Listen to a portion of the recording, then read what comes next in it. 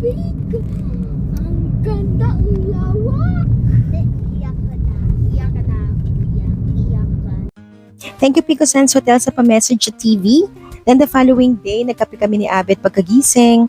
Quick breakfast, tapos mga ano lang, light breakfast lang, cookies. Woke up like this while wearing my Posh overnight pimple patch.